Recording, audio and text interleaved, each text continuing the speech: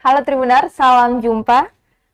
Alhamdulillah setelah menunggu sekian lama, akhirnya para calon jemaah haji bisa menuntaskan niatnya untuk berangkat ke Tanah Suci Mekah tahun ini. Seperti yang kita tahu bersama, selama 2 tahun terakhir karena pandemi COVID-19, pemerintah tidak berangkatkan calon jemaah haji. Tahun ini, para jemaah haji akhirnya bisa bergembira. Pasalnya ibadah haji sudah diizinkan kembali oleh pemerintah Arab. Namun, karena masih dalam situasi pandemi COVID-19, beberapa syarat juga harus dimiliki oleh calon jemaah haji tahun ini. Lalu, berapakah kuota untuk Maluku dan bagaimana persiapan Maluku menuju Tanah Suci Mekah? Untuk menjawab hal tersebut, saat ini di special interview sudah hadir Kepala Kantor Wilayah Kementerian Agama Maluku, Pak Yamin, bersama saya sama Pikalo Hatta. Oke, kita langsung sapa dulu. Selamat sore, Assalamualaikum Pak. Selamat sore, Waalaikumsalam warahmatullahi wabarakatuh. Apa kabar hari ini Pak? Baik. Ya Pak, Alhamdulillah ya Pak, tahun ini haji sudah bisa kembali dilaksanakan. Alhamdulillah. Oke. Nah Pak, seperti tadi di opening saya Pak, kalau boleh tahu tahun ini berapa kuota haji untuk Maluku? Baik, terima kasih. Berdasarkan keputusan dari Menteri Agama Republik Indonesia nomor 408 kalau tidak salah, bahwa kota jemaah haji Provinsi Maluku 496. Iya. Dalamnya sudah termasuk PHD. Itu kota itu, dan dari jumlah itu sudah dibagi ke kabupaten kota. Dan insya Allah semua itu berjumlah 496. 496 itu juga semua calon jemaah haji yang akan berangkat nanti. Ya.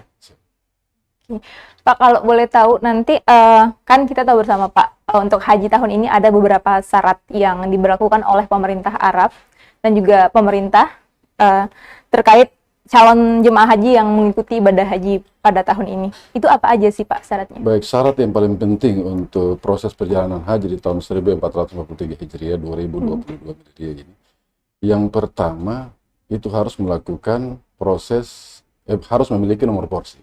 Itu sudah jelas. Ini berangkatnya harus memiliki nomor porsi. Dan yang kedua, itu harus sudah melakukan proses pelunasan. Yang kemudian yang ketiga, harus memiliki syarat paspor. Yang keempat, harus kemudian bukti pelunasan sudah harus dimiliki. Dan yang selanjutnya itu harus sudah melakukan vaksinasi COVID-19, mulai dari vaksin pertama, kedua, ketiga, dan bahkan vaksin booster. Dan selanjutnya harus sudah melakukan vaksin meningitis. Itu yang ditentukan oleh kesehatan. Ya. Dan bahkan yang terakhir ini akan melakukan PCR nantinya ketika mereka sudah masuk di asrama haji. Syaratnya kalau jemaah haji berusia di bawah 65 tahun saja. Iya betul, memang itu betul. Itu adalah syarat yang disampaikan oleh pemerintah Arab Saudi, bahwa perjalanan haji kali ini diperuntukkan bagi jemaah haji yang usianya 65 tahun ke bawah. Karena syarat ini, berapa banyak calon jemaah haji Maluku? Untuk jemaah haji Maluku tahun ini, alhamdulillah semua bisa melakukan pelunasan dan insya Allah semua akan diberangkatkan. Dan itu ada yang sudah melakukan mutasi ke wilayah lain. Jadi mungkin dari 496 itu ada pengurangan. Karena mereka dimutasikan ke provinsi lain. Ada ke Jawa Barat, ada ke Ternate, dan ada ke Sumatera. Jadi ada sekitar 6 orang itu yang dimutasi keluar. Ya. Ada juga Pak calon jemaah haji di Maluku yang berharap naik haji tahun ini, tapi karena usianya sudah lebih dari 65 tahun harus jadi berangkat. Banyak. Dan bahkan berdasarkan kuota kita dari tahun 2019 kan itu 1086 berdasarkan kuota kita. Tetapi tahun ini kan dia 1/2 dari jumlah yang ada. Sehingga semuanya pasti mereka yang mengharap agar mereka diberangkatkan itu kuota yang dengan jumlah kuota awal. Jadi 1000 lebih. Tetapi karena ada ketentuan salah satunya batasan usia dari pemerintah Arab Saudi, maka yang lainnya pun tidak diberangkatkan. Tapi jelas mereka itu pasti berharap dan banyak mereka bertanya kira-kira kapan kita akan diberangkatkan. Nah, saya jawabnya akan diberangkatkan setelah nanti kondisi normal. Dan itu harus berdasarkan kajian yang ditentukan oleh pemerintah. Jadi kalau umpamanya itu dikucurkan kepada kita, diinformasikan kepada kita bahwa seluruh tidak ada pembatasan, maka kita akan proses sesuai dengan jumlah yang ada. Banyak, Pak.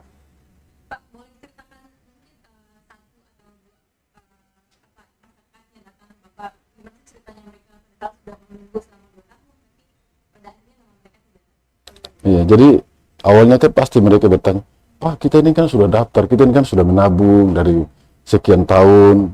Nah, tetapi kok tiba saatnya nomor polisi kita ada, masuk dalam itu, tiba-tiba kita tidak berangkat. Pak, ini bagaimana nih, Pak? Kita kan mau beribadah. Persoalan ibadah ini kan, itu hak kita. Jawaban saya singkat saja. Saya sampaikan bahwa memang betul. Kita pasti, manusia itu, untuk merencanakan sesuatu pasti, tapi Allah menentukan. Ini kan haji ini kan panggilan. Wa azim fil nas bil haji atuka wa la kulli damirin yatina min kulli fajjin amin. Jadi haji itu adalah merupakan kewajiban yang harus dilakukan. Tetapi ini di balik kewajiban yang kita lakukan ada di situ kata panggilan. Kalau kita dipanggil oleh Allah, pasti kita akan bisa laksanakan. Apapun yang menjadi hambatan pasti akan kita bisa. Termasuk salah satunya adalah pembatasan usia itu. Kemudian ya kita berharap, kita berdoa mudah-mudahan pada tahun-tahun berikutnya pelaksanaan haji secara normal berlanjut. Ya, iya, kita harapkan seperti itu. Oke. Nah, dan Pak, kalau tahu dari 496 jamaah haji yang akan berangkat, ini paling banyak itu didominasi perempuan atau laki-laki, Pak? Paling banyak perempuan. Berapa banyak, Pak? Kalau udah perjalanan haji setiap tahun itu Selalu perempuan yang paling perempuan. banyak. Nah, Pak, tadi kita sudah bicara kuota dan tentu ini kabar adanya bisa ibadah haji tahun ini kan juga sangat suatu kabar yang sangat bahagia ya untuk semua, apalagi yang mau menunaikan ibadah haji. Lalu Pak, dari Kemenak sendiri, bagaimana sejauh ini bagaimana persiapannya menuju ke Mekah?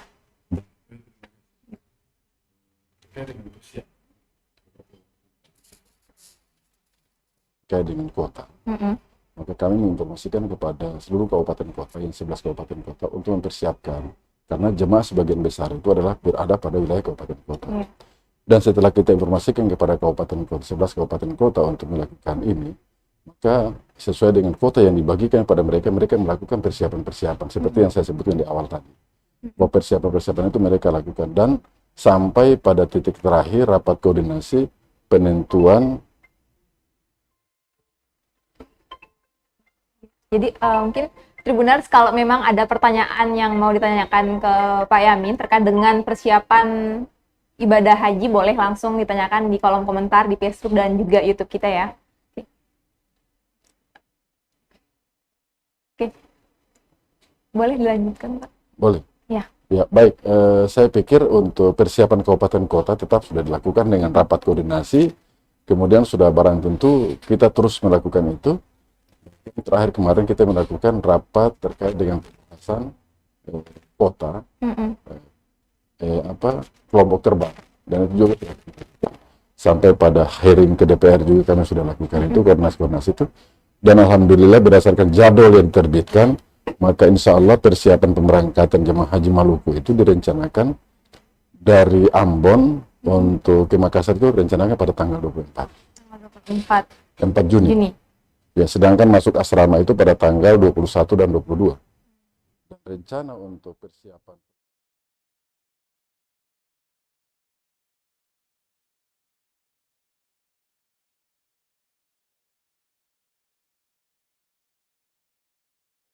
mereka sudah siap.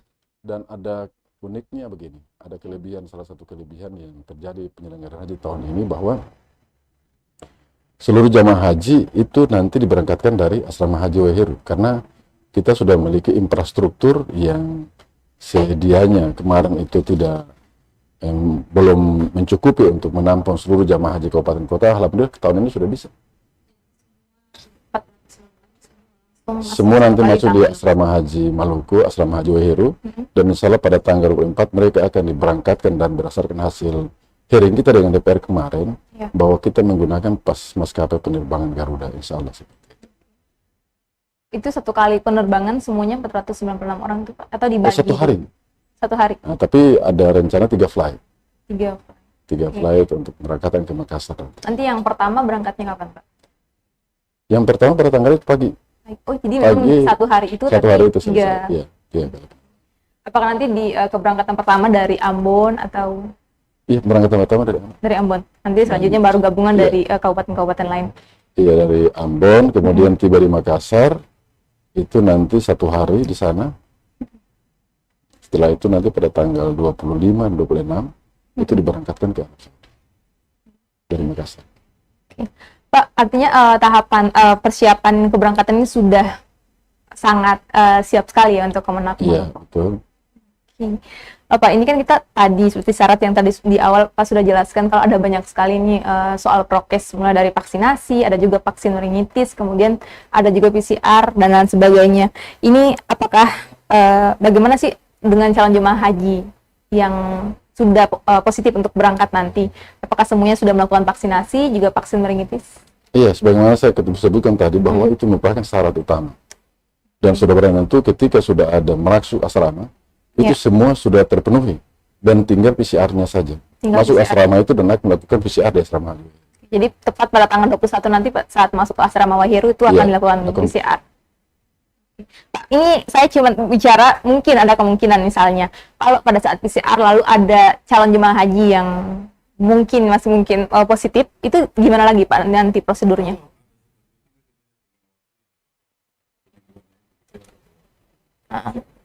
Jadi serta-merta langsung kita batalkan. Tidak Tapi kan serta-merta. ada koordinasinya dengan dinas kesehatan, kira-kira bagaimana penanganannya. Oke. Kalau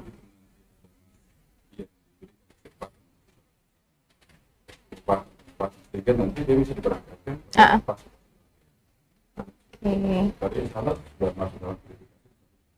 Tapi insya Allah semuanya dalam keadaan sehat dan bisa berangkat ya Pak. Oke, nah Pak, ini kemudian juga soal jemaah haji semua yang berangkat sudah melakukan pelunasan? Iya, alhamdulillah mereka semua sudah melakukan pelunasan. Semuanya? Iya. Nah, Pak, terkait dengan calon jemaah haji tentu juga ada petugas haji nih Pak. Betul. Ya, berapa banyak petugas haji tak?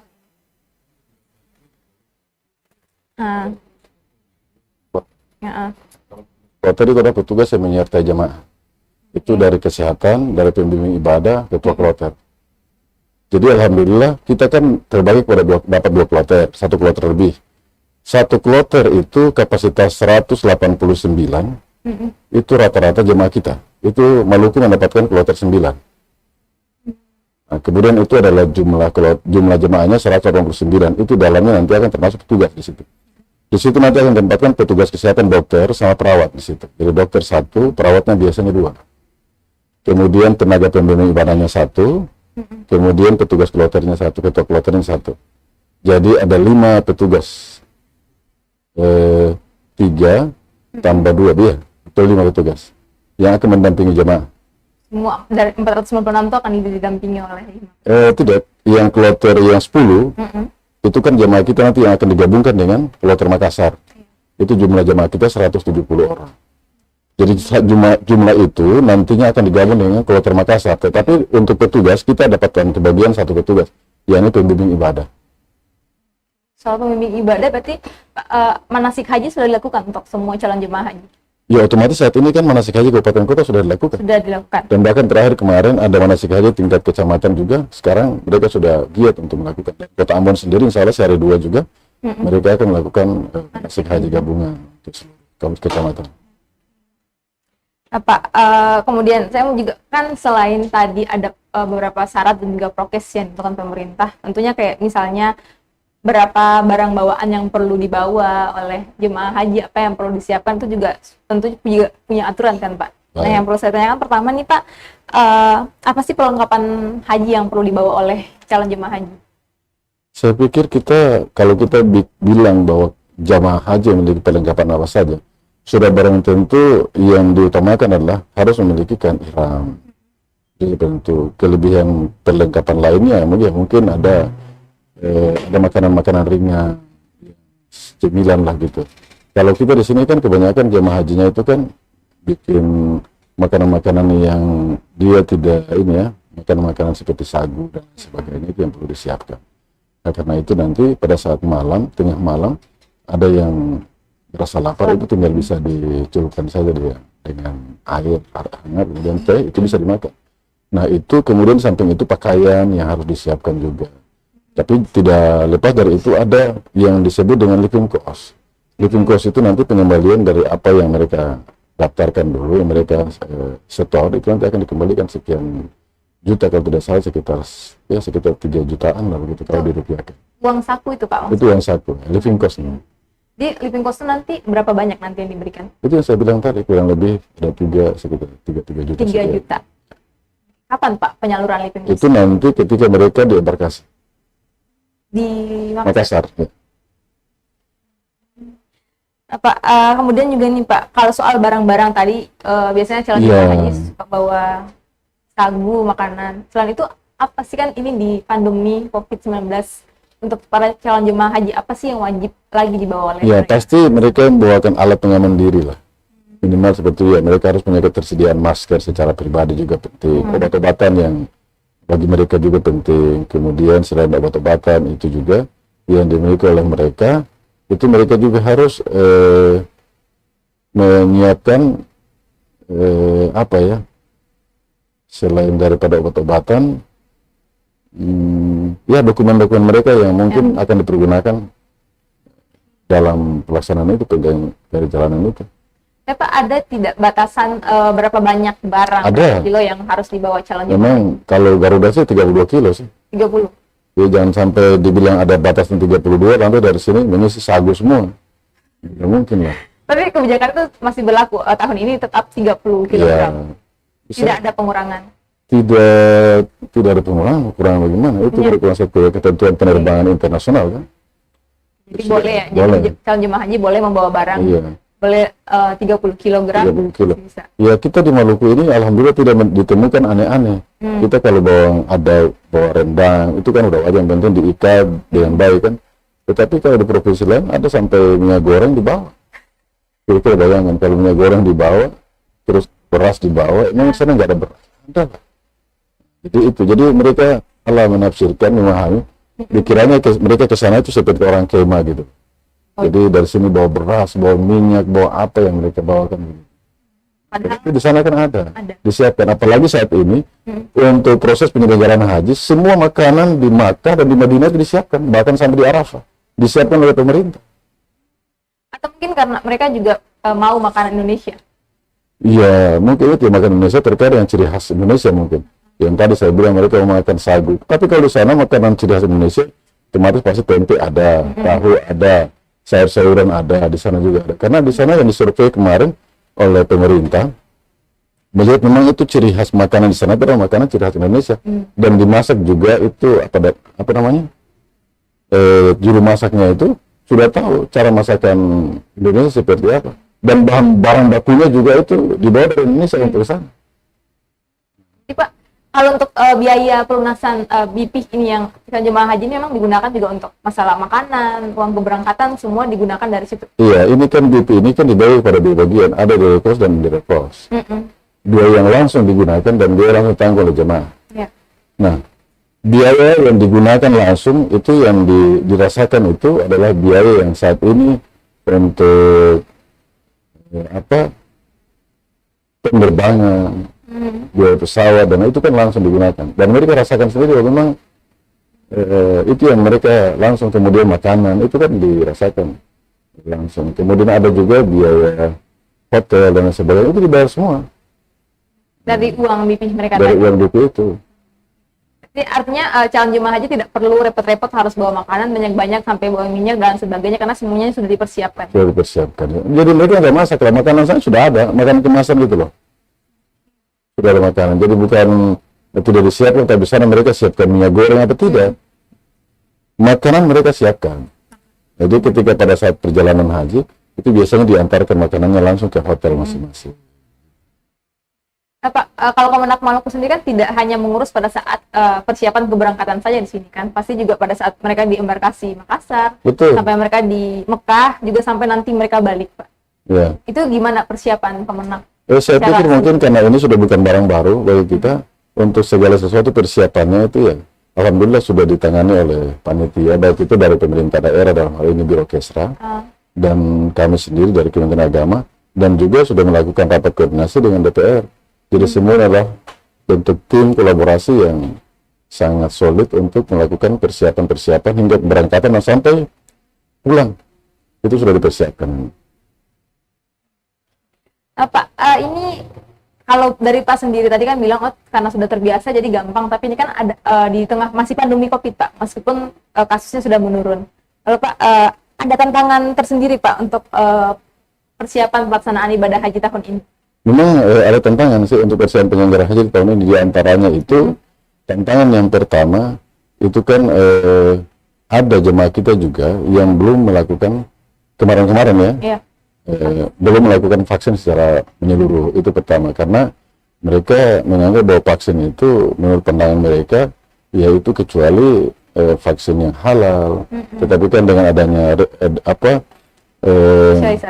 sosialisasi, kemudian ada regulasi mengajarkan bahwa vaksin itu boleh hukumnya dan itu tidak ada masalah. Dan alhamdulillah berdasarkan hasil informasi yang kita sampaikan ke daerah bahwa yang menjadi syarat utama bagi seorang jamaah haji yang ketika akan diberangkatkan adalah harus vaksin, maka mereka terutama harus vaksin. Dan itu bukan kata paksaan sih. Sebenarnya kita memberikan edukasi dan pertimbangan-pertimbangan seperti itu. Tapi ada sempat juga calon jemaah haji yang menolak untuk divaksin? Awal-awalnya sih. Ada banyak? Awal-awalnya mereka menolak divaksin. Dan mereka berharap kemungkinan nantinya ketika terjadi normal, berarti vaksin tidak berlaku. Tetapi kan sampai sekarang kan masih diharuskan untuk divaksin. Pak, kemudian juga ada kan apakah kabar-kabar hoax sekarang misalnya nanti tahun ini sudah tidak jadi lagi haji, ada juga pokoknya macam-macam nanti di sana tidak diterima di Masjidil Haram karena COVID dan sebagainya, kan banyak juga kabar-kabar hoax yang beredar seperti itu. Dari Kemenak sendiri itu merasa itu sebuah tantangan tersendiri atau bukan? Ya, memang benar. Sekarang ini yang menjadi tantangan besar bagi kita adalah informasi yang hoax. Hoax ini kan informasi yang diangkat belum tentu kebenarannya, kan begitu. Jadi tidak benar kalau umpamanya di sana mereka ditolak, tidak boleh masuk di Masjid Haram, itu tidak benar. Di sana boleh masuk, dan kalau kita lihat di kanal TV yang Arab Saudi itu kan hingga saat ini prosesnya berjalan aman-aman saja, lancar. Mereka lakukan tawaf pelaksanaan ibadah, mereka lakukan sa'i, itu tetap berlangsung. Bahkan kemarin ada teman-teman kami juga yang berada di sana, yang mukimin di sana, itu mereka memposting foto-foto pelaksanaan persiapan Arab Saudi untuk menyambut jamaah haji di seluruh dunia. Yang di sana sudah mereka lakukan persiapan. Jadi bagaimana kalau itu dilarang terus mereka lakukan persiapan untuk apa? Jadi intinya di sana sudah aman. Sudah aman. Jemaah haji bisa melaksanakan ibadah ini dengan baik. Baik, siap. Nah, Pak, ini ngomong juga kan kan beberapa baru-baru ini kan ada kabar kalau Arab Saudi itu menolak warganya untuk keluar ke sejumlah negara termasuk Indonesia. Apakah hal ini tidak berpengaruh untuk keberangkatan haji tahun ini? Sebenarnya informasi itu kan sudah beberapa bulan yang lalu. Dan untuk saat ini tidak ada lagi. Dan sekarang ini kan sudah diperbolehkan jamaah kita umroh kemarin. Terus sekarang ini juga sudah diperbolehkan untuk haji, otomatis secara logika bahwa apa yang informasi itu sudah terbantahkan. Dan sekarang katanya sudah ada persiapan penyelenggaraan haji untuk tahun ini. Nah Pak, kalau dari Bapak sendiri kan ini kuotanya sudah sedikit, tidak seperti setengah ya dari kuota biasanya. Apakah nanti tahun ini ibadah haji akan menjadi lebih nyaman? Saya pikir begini, faktor pelaksanaan ibadah haji yang diarahkan pada saat tahun ini adalah bagaimana seorang jamaah agar bisa melaksanakan ibadah secara mandiri. Nah, kalau secara mandiri berarti tanpa ada bantuan orang lain juga bisa laksanakan. Artinya dalam pelaksanaan ibadah dia bisa mandiri. Jadi kalau di usia 65 tahun dia pasti bisa melaksanakan ibadah secara mandiri tanpa memiliki ketergantungan kepada yang lain. Coba bayangkan kalau umpamanya dia melaksanakan sendiri dengan usia itu, kemudian kalau kita bandingkan dengan tahun-tahun sebelumnya, ada usia sampai 70-an, 80-an melaksanakan ibadah haji, kemungkinan dia tidak bisa laksanakan secara mandiri karena faktor usia yang membuat dia tidak bisa mandiri dan harus membutuhkan orang lain untuk bersama-sama melaksanakan itu. Jadi itu yang pertama. Dan yang kedua, saya kira untuk penyelenggaraan haji di tahun ini juga ini merupakan langkah strategis yang dilakukan dalam rangka persiapan penyelenggaraan haji di tahun-tahun mendatang agar lebih baik lagi. Karena apa? Kita harapkan di tahun-tahun mendatang jamaah haji tidak lagi pembatasan usia. Karena apa? Kalau terjadi pembatasan usia seperti ini, otomatis nanti setiap tahun itu terjadi penumpukan waiting list, daftar jamaah tunggu. Kita Maluku saja saat ini, hingga hari ini, itu berdasarkan database dari Siswa kemarin, itu sudah sampai 29 sampai 30 tahun daftar tunggunya. Jadi kalau kita mendaftarkan haji saat ini, hari ini, umpamanya di Kota Ambon atau di Maluku Tengah, itu 30 tahun mendatang baru kita laksanakan ibadah haji. Berarti sudah setengah usia kita. Jadi misalnya kalau ada saya saja misalnya 27 lalu 30 tahun lagi berarti 57 tahunnya. Apalagi kalau misalnya orang yang sudah tua 50 tahun itu belum tentu juga mereka naik haji. Betul. Tetapi ingatlah bahwa ada regulasi aturan yang mengajukan kalau umpamanya usia yang sudah tidak bisa mungkin untuk melaksanakan haji atau yang dikatakan dengan uzur syar'i, uzur artinya masalah tetap, artinya dia kendala yang tetap untuk tidak bisa melaksanakan, maka ada kewenangan juga dari yang bersangkutan bisa mengajukan pelimpahan nomor porsi kepada ahli waris. Jadi kalau anak bisa turun, orang tua bisa turun kepada anaknya, kepada istrinya, kepada suami. Yang penting masih memenuhi syarat, masih kuat dan lain sebagainya. Di tahun ini ada juga yang orang tuanya justru sekarang ini banyak yang berangkat itu karena ada pelimpahan porsi. Karena yang sebenarnya mau berangkat orang tuanya meninggal, kita pelimpahan ke anaknya. Ada suaminya meninggal, limpahkan ke istrinya. Nah, yang masalah banyak ini sekarang ini adalah ada yang istrinya berangkat, suaminya tidak, akhirnya mundur, digantikan oleh yang lain.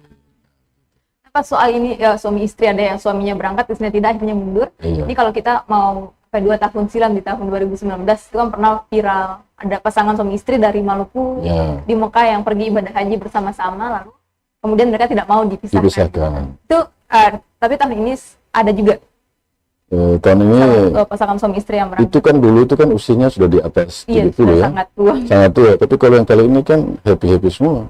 Masih muda-muda kan. Jadi pasti untuk seni ibadah itu pasti nyaman, tidak ada hal yang terkendala secara lahir maupun batin, tidak ada. Saya pikir begitu. Tetapi pasti dalam setiap perjalanan haji itu pasti ada saja hal-hal yang mau dilakukan secara. Tidak ada kendala. Kalau di calon jemaah haji sendiri ada kendala apa lagi, Pak? Kalau calon jemaah haji saya pikir saat ini sudah tidak ada kendala. Kendalanya saja yang paling itu sekarang mereka menunggu kapan mereka diberangkatkan. Tapi kalau soal anggaran gimana, Pak? Kalau kan baru saja kemarin ini secara mendadak, kemudian dari Menteri Agama dari Kemenak tiba-tiba mau kan anggaran haji itu dinaikkan. Ada itu gimana, Pak? Kok tiba-tiba pada saat tinggal sebulan lagi mau berangkat lalu anggarannya minta dinaikkan? Kenapa? Saya pikir terkait dengan itu adalah kebijakan pemerintah pusat. Saya tidak bisa memberikan komentar terkait dengan itu karena saya juga secara sistematis mungkin saya belum. Jadi mereka mungkin dari pusat mereka paham. Oke Pak, kalau tadi soal persiapan asrama haji di Waiheru sendiri gimana? Itu yang saya sampaikan dari awal, persiapan asrama haji di Waiheru saat ini sudah intinya sudah mencapai 75% persiapan. Apalagi kan ada asrama haji yang baru. Asrama haji yang baru itu sudah dipersiapkan juga, itu kapasitasnya VIP di dalam. Di dalamnya itu ruang makannya sudah bagus, sudah memiliki standar yang bagus, kemudian ada aulanya juga, ada ruang tempat tidurnya juga. Jadi asrama yang baru ini sudah representatif dari uji coba kita terhadap kematangan jemaah haji ketika nantinya mereka ke Saudi. Di sana kan hotelnya rata-rata menggunakan kunci, tetapi bukan kunci manual. Oh, kartu. Nah, di sana sudah menggunakan kunci kartu. Jadi asrama haji yang baru ini itu sudah menggunakan kunci kartu. Jadi itu juga sebagai proses pembelajaran kepada mereka. Jadi begitu supaya jangan-jangan kartu itu dipikir ini seperti kartu apa lantas disimpan atau dibuang-buang saya, tapi sesungguhnya itu bermanfaat untuk mereka. Jadi kita nanti akan sosialisasikan juga kepada jemaah. Nanti di Saudi penggunaan kuncinya seperti ini. Nah, itu bisa disimpan kuncinya itu. Dan saya mereka menganggap bahwa ini barang-barang apa lagi, jadi mereka buang-buang saja. Apalagi kan orang tua belum tentu semuanya melek informasi. Ya.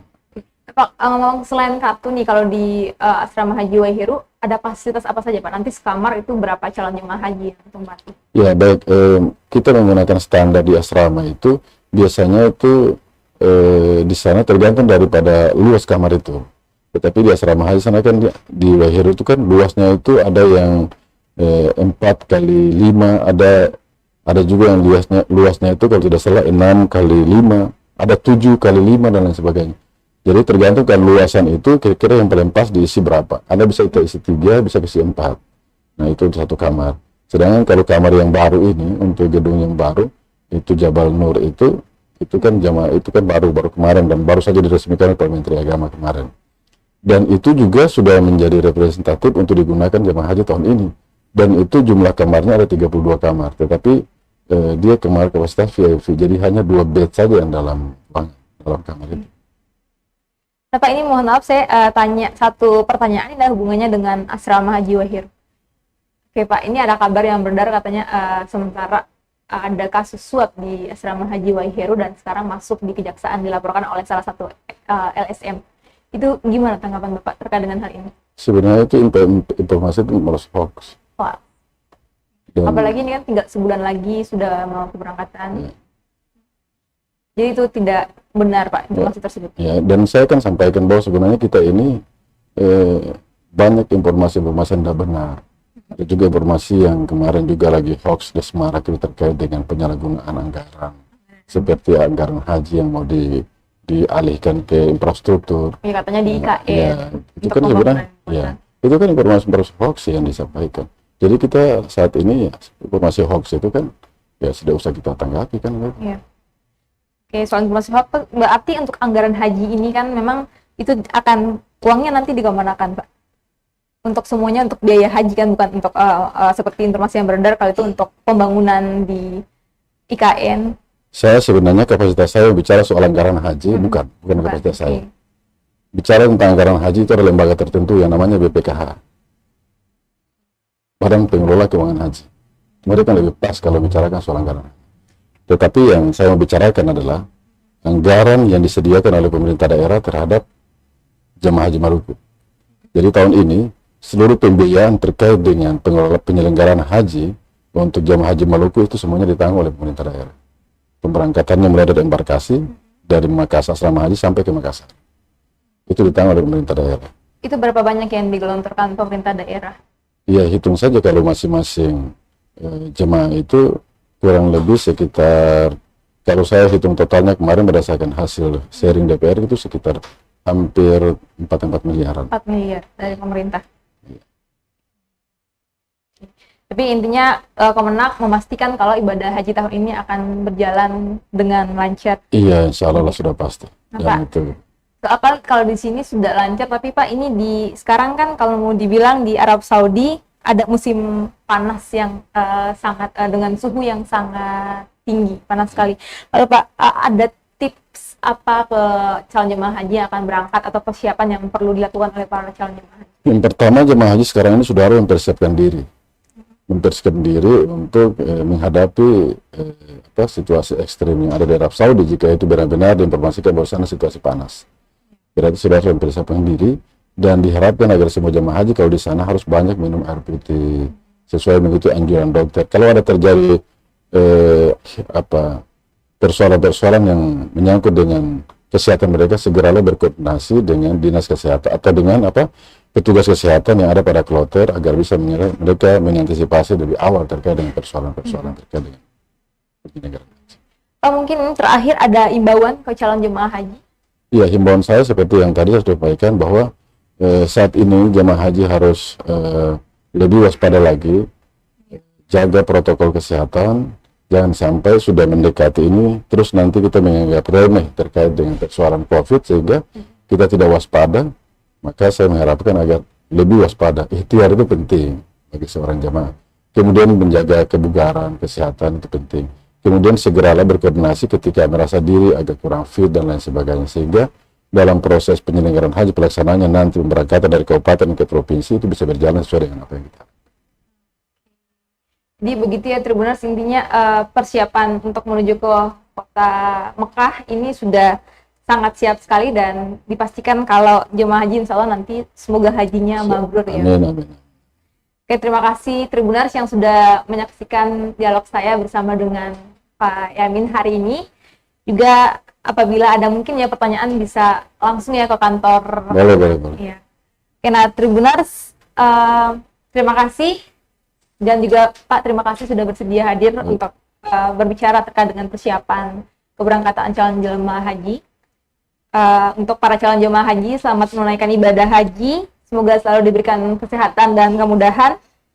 Dan juga semoga bisa dapat banyak pahala dan pulang dengan selamat. Terima kasih. Saya Sangat Kalau Hatta, pamit undur diri. Sampai jumpa di special interview di lain waktu. Selamat tuh. Terima kasih sudah nonton. Jangan lupa like, subscribe, dan share ya.